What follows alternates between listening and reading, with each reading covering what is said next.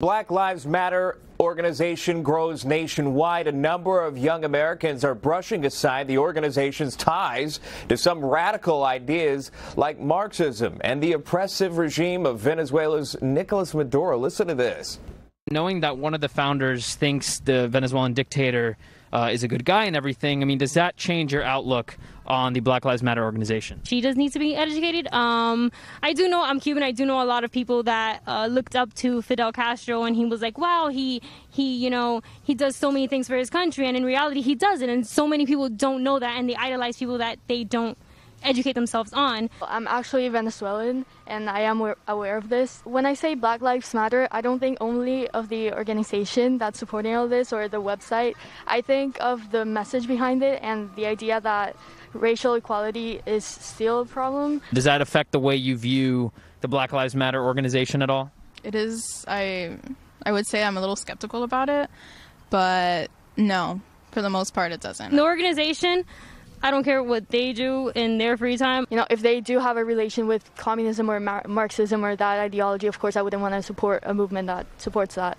But at the same time, I don't want to say that I completely don't support it, because I'm pro the idea of Black Lives Matter. Like, I'm always going to be pro the idea of racial equality, and I want all people to be equal. No, I think people are free to believe and support any sort of political party that they choose. I mean, as long as they don't impose it. Even if it's a political party that's killed millions of people? Joining us now to discuss, Eduardo Neret, digital reporter for Campus Reform, the man you see in that video. Eduardo, thanks so much for coming on to chat with me about this. First question for you. Why do you think many college students, Gen Zs, millennials, some, support the organization's these radical ideas?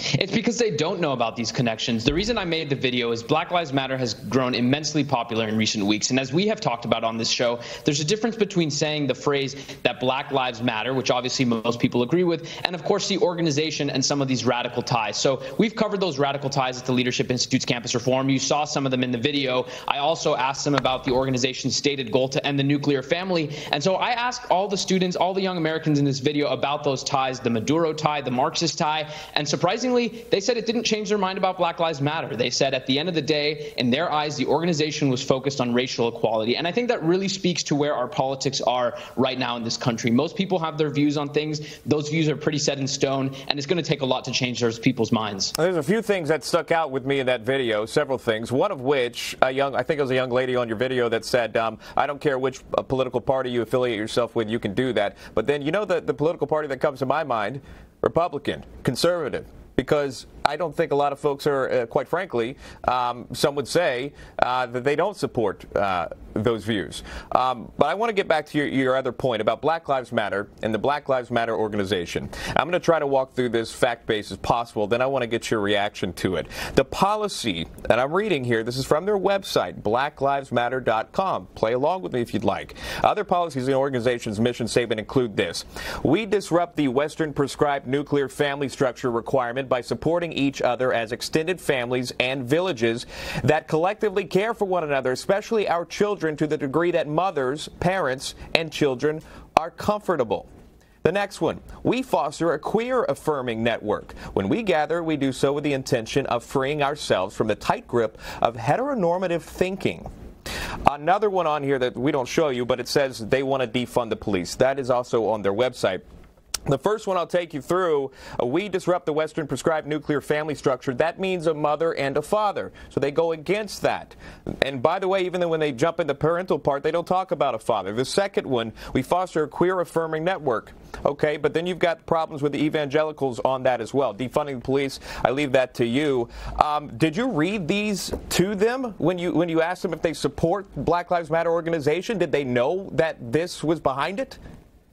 They did not know. A lot of them said they had not heard it before, but again, that didn't move the needle. And I think the reason why, and we see this with other areas with younger Americans, is they're very quick to support something that sounds nice. So much like these students were saying, well, Black Lives Matter sounds like a good idea. It sounds like a good movement. I want to support it. We've also seen that in other areas. We've seen that in areas with things like democratic socialism, with younger Americans supporting politicians like Bernie Sanders and AOC who promise free healthcare and free school. We in the past have gone out and talked to these students to tell them what those policies would mean, what the implications are. are, and they aren't able to make the connection. So in a similar way, I think a lot of these students said, oh, you know, we hadn't heard that before, but to us, Black Lives Matter just means racial equality. They couldn't make the connection, and that's why they continue to support the movement.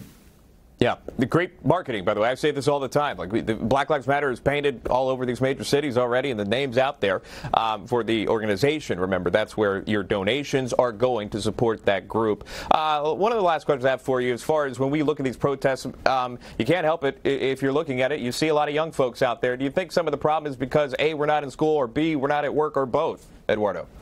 I think it's both, and I think we're going to see this trickle into the campuses this fall. We're already seeing a lot of pressure from the Black Lives Matter movement on colleges and universities right now where you can't stand out against them. So these protests are going to continue on college campuses. We've seen students at Florida State University and Georgetown. They've been removed from their student government positions for speaking out against Black Lives Matter. A professor at Cornell University is being boycotted right now through a petition for laying out the facts about Black Lives Matter, just like you and I have. So the movement is there. It's very strong. Students, like you said, and younger Americans don't have a lot to do right now, but I think they're so impassioned, and they're going to take this with them to campus. My video shows it's not enough to point out the facts anymore. Well, that's definitely a good start. People are going to have to do more to really lay out the facts about Black Lives Matter if they want to change people's minds. Let me just ask you this, just popped in my head.